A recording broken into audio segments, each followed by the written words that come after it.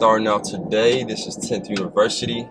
We created this podcast to find those rare people that have a rare mindset. I'm talking if it's 100 people, they're in that top 10 percentile. I'm your host, Roosevelt, and we got a special guest today, Zach.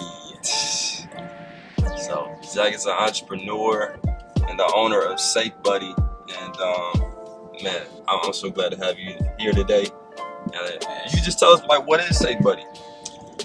Well, Safebuddy, originally it was a device I created in order to fight against sex trafficking, by helping people who go out to parties stay safe and connected. So how it works, the device, you would give this to all of your friends, and when you have it, you can find them wherever they are inside any type of party or event you're at, through the app that's connected to it. If anyone's in trouble or their phone dies, they can just double tap the Safebuddy, and it's gonna send a message to your phone letting you know they're in trouble, and you can use a little radar function on the app in order to find them pretty quickly. So me and you both, we go to FAMU, and shout out to the Rattlers. It's definitely a party school. Like this, you can party any day of the week if you want to. So when I first seen Safebuddy, I was like, why didn't nobody talking about it? Like this is it. Like I think every girl, even the guys out there, you should have a Safebuddy in your hand. So yeah, relevant. So do you want to talk about like what problem specifically does Safebuddy solve? Because I know kids can have it as well. Like it'd be good for them. Yeah, Safebuddy is actually good for kids as well. But the problem that Safebuddy solves is really just losing people and not knowing where they are. And if someone is in a really bad situation, like say someone's messed up, they can't find their way back, they need help, it's just been a late night, one of those bad nights, Safebuddy will allow you to find them wherever they are.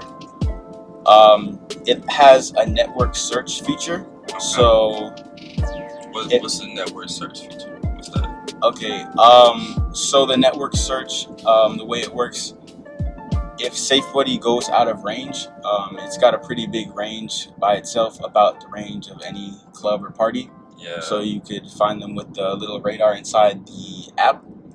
But if they go out of that range, it switches to network search. And the way that works is if they pass by anyone else with the app on their phone, it's going to send you their location, and then you can either, if they're in trouble, you can call the police to go and get them, or you can go and get them yourself if they're just lost and they need you. Gotcha. Okay. That's powerful right there. We're on our ways to Gumpy's Pizza. I forgot to say that.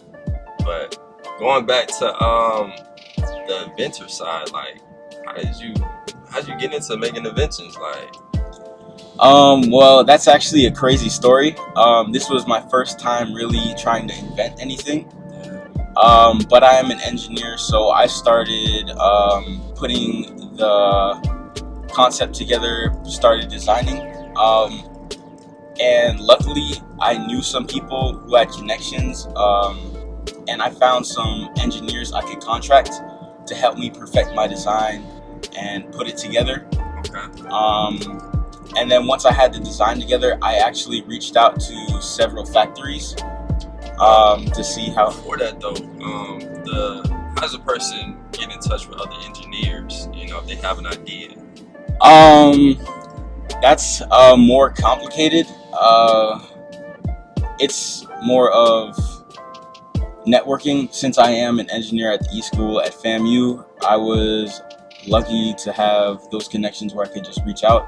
Yeah. But also, if you go online, there's places like Fiverr, okay, or some places you can hire work, like Upwork as well. Yeah. And there's sometimes some engineers you can reach out to. They might be able to help you. I would just be careful with that if you're trying to patent, because you are putting yourself out there, and it's harder to keep track of that. You have to put a lot of trust in that, but those are some options as well. Okay. So Um, and then once you have a solid design, you can apply for a patent, and then I would say start reaching out to factories. Try to get pricing, see what they can do. I don't want to get too far, but factories, like, that just blew my mind. Like, how do we get in touch with factories? Or how'd you? Okay. Me, I was lucky that I have some mentors in the U.S. and in China who are in touch with these factories on a constant basis, so I was able to reach out through them. But to other entrepreneurs who want to invent or get into something like this, I would just say look up factories, try to find them on LinkedIn, try to Google them, do some research on all of them before you decide. But really, I would say really just reach out to anyone you think could help you in your journey, because that's really what made Safebuddy work. It wasn't a solo act. It was really just reaching out to other like-minded people and trying to just work together and just build something that is just great. So having a clear plan along with knowing your destination. Yes. Both of those. It's something like that helped you a lot on both of them. Getting Safebuddy and acquiring the help you needed. Yes. So that's value right there. Yes. Okay, so what are some unexpected things that you didn't think of, between both of your goals of, setting it up? I'm not gonna lie, when I first started Safebuddy, I kind of didn't know what I was doing. There were a lot of issues along the way I had to figure out by failing first and then learning. For example, the marketing, I had to learn the hard way of the right way to do marketing, but that's a whole another video. Yeah. But also a really big issue, and I feel like that this could really apply to other entrepreneurs, is unexpected things will always happen. Safebuddy was founded and incorporated around the same time Corona started, and Safebuddy actually almost died because of it. Because since it was a new company, we couldn't get any of the entrepreneur benefits that the government was giving out because we didn't have any income from the previous year, like an SBA grant or loan and all of that. Yeah. So we didn't get any funding for that, and also Safebuddy was entered into several pitch competitions for FAMU in Houston, Orlando, and around Tallahassee. But Corona actually canceled all of those, and we lost the grants we would have gotten for that as well. So we were kind of just running with no money, and that's how I said Safebuddy almost died. But a big lesson I took from that is never give up, because I just kept grinding, trying to find money any way I could, working jobs, trying to do what I could to keep Safebuddy alive through the pandemic, because I felt that I was on the verge of something that could be really helpful to people, so I didn't want it to just die because something random just happened and then it's gone. Right. So I pushed through, kept going, and Safebuddy's actually slowly started to blow up, kind of on social media. I've had several companies reach out to me, trying to do partnerships, and actually trying to see if they could sell Safebuddy at their company. We're also we're not partnered yet, but we're in the process of partnering with a few children's companies and also security companies, which is really big, and we should be finishing up the negotiations sometime towards the end of this year or the beginning of next year. Also, one company expressed interest in Safebuddy to buy it.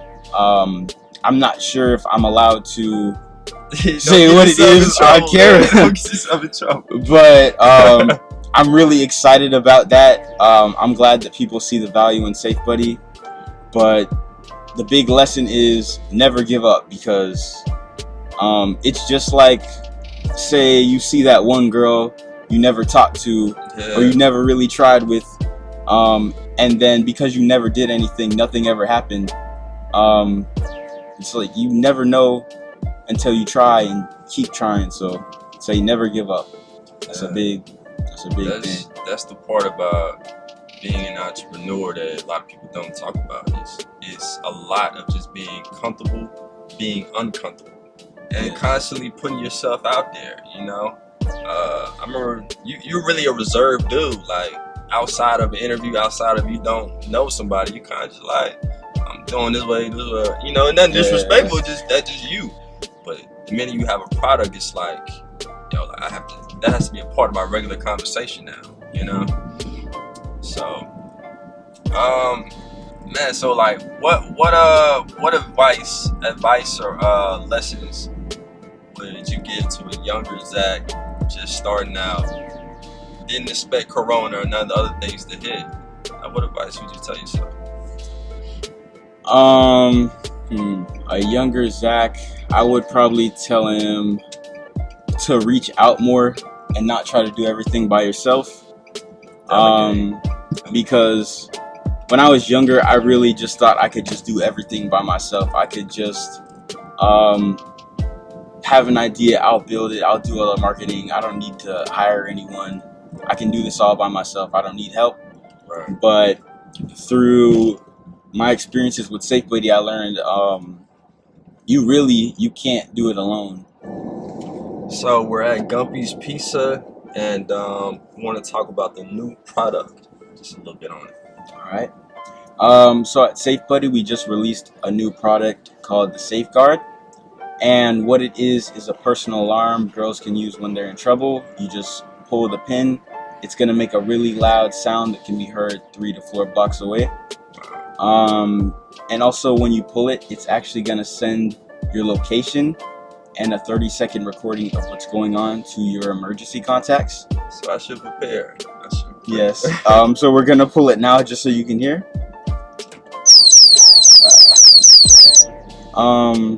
And yeah, it's pretty loud. That works. And as you can see, the 30-second recording's been started. Also, this is pretty good for girls if they're in an Uber or anyone who gets pulled over by the police, because there's a silent alarm feature, and if you just double tap this button in the center, it's still gonna send your location and the 30-second recording to your emergency contacts. So if you ever don't feel safe, or you feel like you need help, but it's not a situation where you would normally need to pull a loud alarm, that would work. And then the 30 seconds is up. It's sent to Rose. So can we see it went through? There it is. Contact right there. Yep. And that link has the recording and then everything that you would need. And it's pretty cool. Like the design of it as well. Yeah. Yep. Try to make it so it's not something ugly that girls wouldn't want to carry around. You can put this on anything. You can put it on a bag. You can put it on a keychain and just take it anywhere with you, and it won't feel like it's something that's just like a burden to carry around. Yeah. Well, it's been a pleasure having you on today. I feel like we learned a lot about being an inventor, the process of being an inventor, and the Safebuddy, the #1 solution for sex trafficking. And man, it's been a blessing, man. Mm-hmm. Thank you, man. Yes, sir. Yes, sir. All right, guys.